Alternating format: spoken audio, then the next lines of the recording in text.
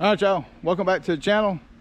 Today we're gonna look around mine and Kathy's yard a little bit and talk about bird feeders. You know, we love hunting. We also love our yard too, and we love watching birds and taking care of birds, hummingbirds and songbirds and other little small animals like that. So today I'm going to talk about and give a review on squirrel proof bird feeders. So anybody, if y'all have bird feeders, you know squirrels are a problem. Well, we've kind of figured out a way to minimize that. We don't want to completely do away with squirrels, but we want to control how much they eat, because they can tear some seed up and sling it and just make a mess. So we've got 3 feeders right through here. So 3 bird feeders, seed feeders. So, and we want to be able to see some from our deck and see some from this arbor and our sitting area. So the first feeder we're going to look at is this big one. It holds a lot. You know, it's made out of metal, and squirrels can't chew through that. It's got a pretty good latch, and if you wanted to fix this, well, I've got it left where squirrels can still get in it to an extent, and birds. But if you wanted to fix this where squirrels couldn't get in it, just saw that board off, or however you put it, where this will close all the way down, and that'll close down and keep squirrels from getting in there due to the weight when they hang on it. So, but I don't have it fixed like that, because but being it close to the house like that, and the dogs in the yard, they can kind of keep squirrels run off of this one. And so we've had this feeder for over a year. It's strong, heavy duty. I might need to change my board here before too long, but no issue with it. They can't chew through it. Birds love it, especially red birds, doves. The bigger birds tend to lean toward this feeder, and they really enjoy it, and we enjoy watching them. And it holds quite a bit. It can last, for a week or so. So let's look at the other 2. So kind of spread them out a little bit, but not really too far, because we're kind of, like I say, where we sit at, we want to be able to see them. This feeder right here is a little bit different.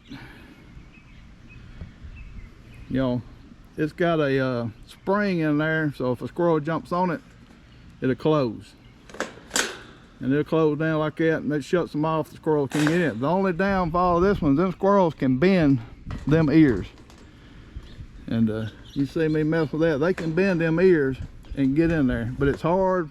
The way them holes are, it's pretty hard for them to do. They have to stick their paws in there, and if they put any weight on there, it's going to catch their arm. But you can see where they've bent them ears up.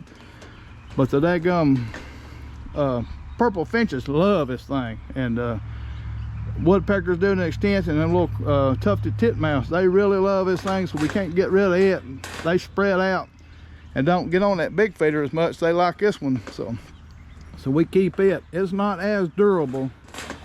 We've had it about 6 months, and them springs are probably going to give an issue after a while. It holds a pretty good bit of food, and but like I say, them finches really love that. They love hanging on that thing and eating it. So we leave it so we can keep a variety of them. We'll walk over here to this one's kind of my favorite one as far as being squirrel proof, and it's this cage style. You can see it's just got a cage built around it. One good thing about it, besides keeping squirrels out, is little old finches, small finches, chickadees really love this thing. They'll fly through them holes like it ain't nothing, get in there and eat. And the only downfall to this feeder is it don't hold a lot. They can eat that down. They can have that thing empty in 2 days.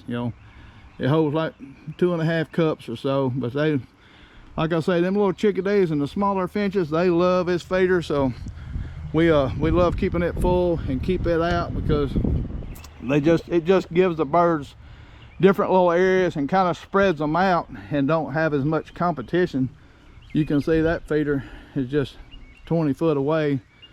The other big feeder is the other side of that cedar tree. So we keep that cedar tree just natural, because it's like a nesting tree. Some of the birds will nest in there and roost in there at night. So, but anyway, that's the style of feeders we got. And really, we don't really have no complaints about this feeder or the big feeder, but this one over here, the durability of it could be a little bit better. Like I say, them squirrels bend them things and kind of get on it, and it hangs up a little bit. But if a squirrel jumps on there, that weight automatically shuts it. So that's the only downfall, is I don't really, the durability of this one could be an issue.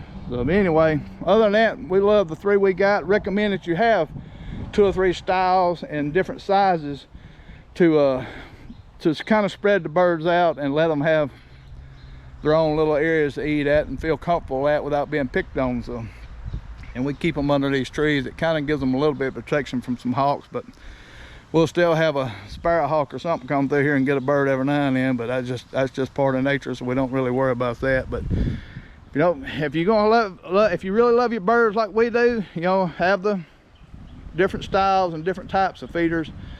Spread them out in your yard a little bit and keep them close. Like I say, we can watch these 2 feeders from right here, and they'll get on them feeders while we're sitting there in the swing or a little fire going or whatever, and they'll just wear them feeders out, and we really enjoy it, and the grandkids really like it. So anyway, appreciate y'all watching, and see y'all.